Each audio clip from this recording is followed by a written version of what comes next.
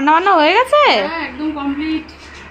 আজকে নিরামিষ মেনু, এখন খেতে বসে গেলেই হয়ে গেল, সব কমপ্লিট। দেখো প্রথমেই করেছি গরম গরম সাদা ভাত, আর ভাতের সাথে একটা স্পেশাল মেনু কচু বাটা করেছি, কাঁচা কচু বাটা, গরম গরম ধোয়া ওঠা ভাতে না দারুণ লাগবে, একদম জমে যাবে। সাথে আছে উচ্ছে আলু ভাজা।